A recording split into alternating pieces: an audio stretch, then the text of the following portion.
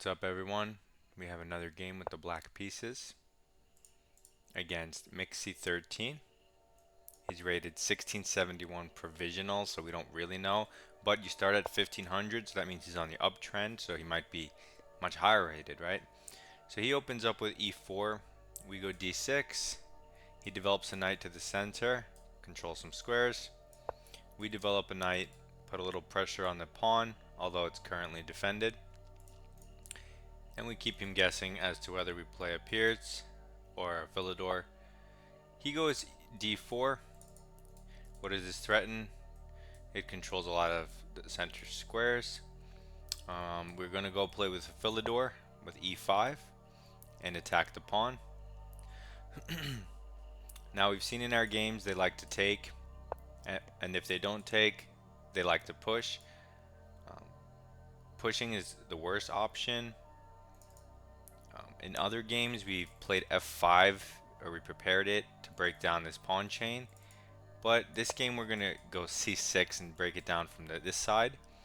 The point of breaking it down from the front is that after he recaptures, we have to take back. We want to take back with the pawn because this controls this square from his pieces, which is extremely important. Because although a knight looks natural, there's a huge hole, not from the queen, but right here. So we take back with the pawn and we cover this hole. And now we have two central pawns and he only has one. So that's the whole point of this operation. Having an extra central pawn is nice. It's one of the tenets behind Sicilian defense. And also this pawn helps prepare the d5 push in the future, which comes later. So white develops his bishop. What does this threaten? It pins our knight. That's about it. We want to develop. We want our pieces more or less like this. If we go with the knight first, it'll block the bishop. There is also this diagonal, which is interesting. But I'll save that stuff for later, maybe. I'm just going to get castled first, and then I'll worry about these pieces.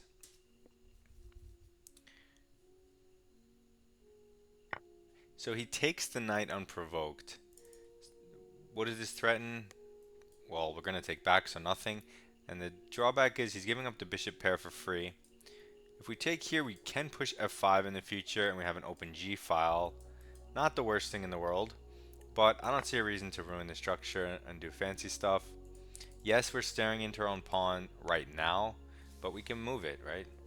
It's not here for the entire game. You can move pieces backwards as many times. That's why a bad piece may be temporary, because you can move the piece. So now, instead of developing a minor piece, white develops the queen. What does this threaten? Nothing. It just looks like he's trying to castle queenside as fast as possible. But he's underdeveloped, and the queenside I have open b line, so that's asking for trouble, right? I see pawn moved, which gives my queen a diagonal, so it's asking for trouble. So if he wants to castle that way, be my guest. I mean, you could try to stop it and stuff, but I don't want to. I want to castle. I want to let him castle, which he does. What does this threaten? Little pressure, but that's not a threat. Drawback. Well, he's castling into what will probably be an attack. I'm going to attack him. So how to do this? We can develop our bishop here and eye this pawn. We can go queen a5 and put some pressure that way. I want to stay a little more flexible with the queen and put the bishop where I know I want it, which is here. There's this alignment. If this was a knight, it would have supported that, but it's a bishop, so it doesn't support that. Okay, so white goes a3. What does this threaten? Nothing. He's clearly just removing a target. But what's the drawback is it's extremely slow. And now I just get more time to continue my attack while he's not starting his attack. So that's not good for him. It is good for me. We could develop the queen, or we can develop the knight. I'm going to develop the queen. It just puts a lot more pressure on his position a lot faster. And then I can get the knight out one of these ways, put a rook on the b file, and maybe sack my rook for this pawn, for the b2 pawn. It's looking like there's going to be trouble for him. big time trouble. I have the bishop pair. So white takes this pawn, which I was talking about. We have the extra central pawn. In the future, you push it, so it's kind of an important pawn. But he takes it. The downside, the upside is he's up a central pawn, which is great. The downside is we're not playing in the center, and this isn't an even position. This is, I mean, it's an even position, but it's an opposite side castle position. So I'm gonna try to checkmate him. If I fail, then I lose. So I don't care about the central pawn because I'm not playing for the central push anymore because he's playing so poorly. So I'm just gonna try to checkmate him. So there's that. So how can we do this? This comes with a tempo and sack of ideas, which is nice. So I'm gonna start with that. I get to see if you go this way to improve, you just push his king over here. You don't really accomplish anything.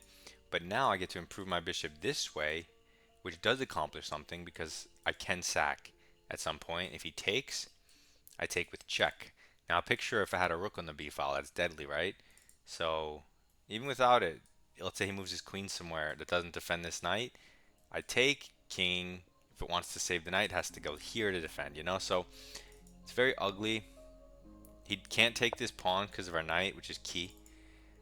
He moves his rook here, which would force his rook back, but doesn't accomplish anything other than that.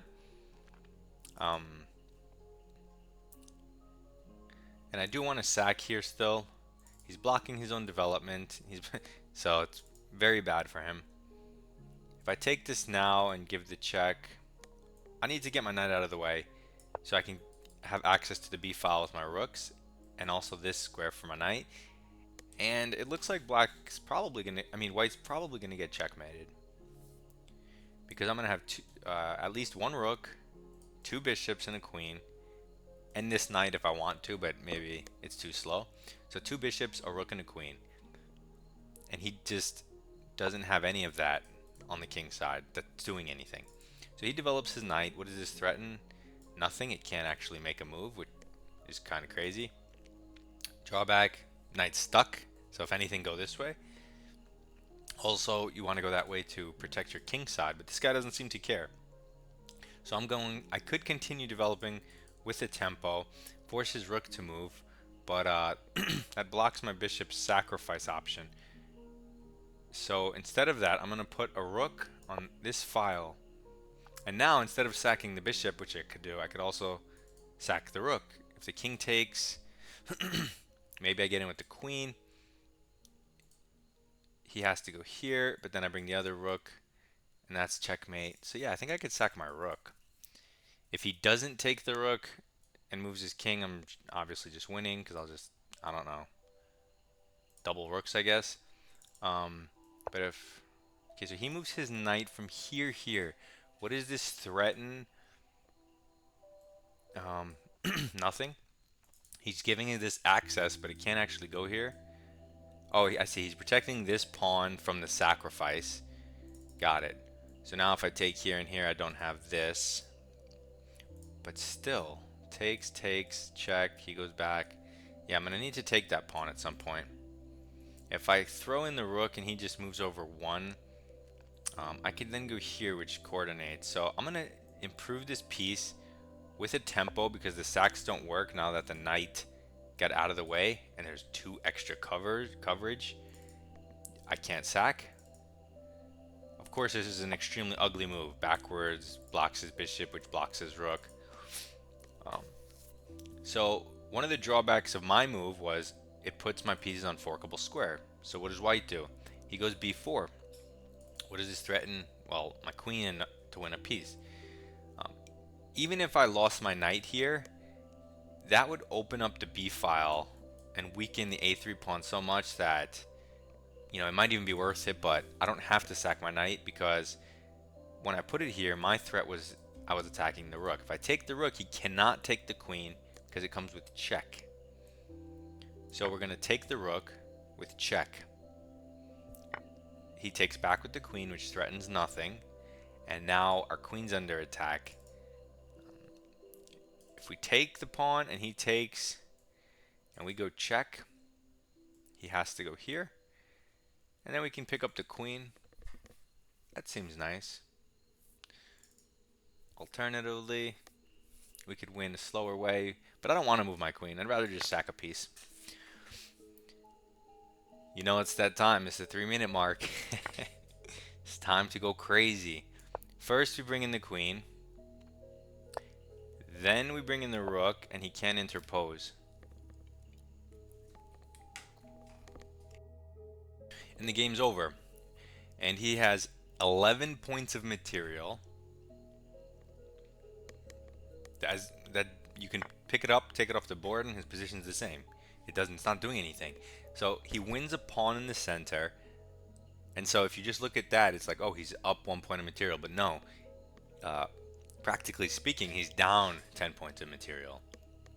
So anyway, what did he do? He takes my rook. Of course, we have to recapture. He moves his king. We can't check because of the knight. So we'll just improve our position and threaten a piece. It can't move. Even if it could move, there's a rook behind it. And in order to defend this, you have to go knight here. I have back rank issue, but the only thing that can take advantage of that is the rook. And the rook's obviously not going to do anything. So he moves his knight to defend the bishop. What's the drawback? It undefends the dark squares. So now my queen can get in, right? With devastating checkmate threats. Let's say you didn't have checkmating threats here. You would also say, okay, he defended this a second time, but it can't move because the rook's still hanging because it hit twice. So can I attack the bishop a third time? So if you want to win an exchange, you can go bishop here. He takes your bishop, you get a rook. He gets your rook, you get a knight. Okay, scratch that. We're going to go with the checkmate. I'm just throwing out possibilities. Relax. This check, maybe this. I don't know. Let's just throw in a check before we run out of time. He has these two options, both of which I don't know, check him again. He has 2 knights for my queen, which is a very weird imbalance that I maybe have never had.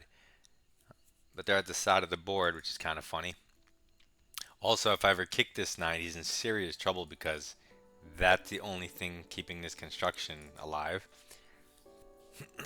Okay, so he moves his king. I'm going to go h5. If I kick this knight, or if he takes the pawn, same thing. He hangs the bishop. Or he doesn't hang it, he undefends the bishop. Okay, so he does take it. But now his knight's stuck again. He's going out winning pawns. But if he wants to go anywhere, he has to spend another turn going exactly back where he came from. Which there's no point in doing. So how do we do this? His knight also undefends his rook. So like I said, if he moves that knight, he's in trouble. So we're going to do that move that we had from before that I mentioned. Because now it is an exchange because his rook's undefended. So you save ideas and you use them later depending on circumstances that change. That's one reason I don't like when people just give you a position and tell you to analyze it. I like to have the train of thought of all the moves I did beforehand, so I'm keeping track of all the nuances and tricks and stuff like that. Anyway, I'm taking his rook. I need to move because I only have a minute. Now his bishop's hanging. And his king is, I mean, on f3. And what are his knights doing? And they're both dominated. Worst knights in the world. So bad. Hopefully he resigns to save us the trouble. Otherwise, what do I want to do? I need to get this rook in play. I'm going to sack it for the bishop to ease my conversion. Because this is annoying, this structure of 3. And his knights, they're not even playing. So, it's almost like I'm up a full queen. Not even though I'm really up a queen for these 2 knights. Those are the worst knights in the world. Okay, so he moves a knight. Doesn't do anything. I'm running out of time, so I'm going to sack and give him the check. Then I think I'm going to connect my pawn chain, although it gives him squares. I'm going to connect my pawn chain so these aren't vulnerable. When the knight moves, he hangs this pawn with check as well as this pawn. And his knight's not actually doing anything. Even though it's in my territory, like, it's a knight. It's not scary. It's restricted by its own clunky movement based on the rules of chess, so I'm just gonna take stuff. Maybe there was some type of checkmating net, but I'm just gonna take stuff and push my A pawn. Imagine stopping that with your knight, buddy. This knight can't even move, that's first of all. This knight has no backward jumps, which he needs to go back to catch the pawn. So his knights literally can't move. And I get another queen in 3. This isn't going anywhere. Queen in 2. Oh, I had this actually. But whatever, a queen is better than a knight. But might as well pick it up now, because he'll probably resign, which is better than a queen. Queen's better than knight. Resigns better than queen. He doesn't resign. Okay, so I'm going to kick this knight because it's funny looking. Give him this check. And promote. Nice and easy conversion.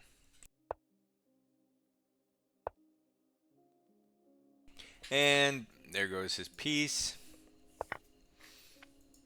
There goes my queen. Throw in a check. And then I'm just going to make a bunch of random checks till it ends the game. There you go. Easy enough. 30 seconds on my clock. Ooh. He lost 97 points. That hurts. That's a lot to lose for one game of chess. 97 elo. He was probably so happy, like, oh, I'm 1700. Not anymore. This poor bastard. Okay. Another game in the books for the Philidor. This time we saw a little different setup. I even blundered.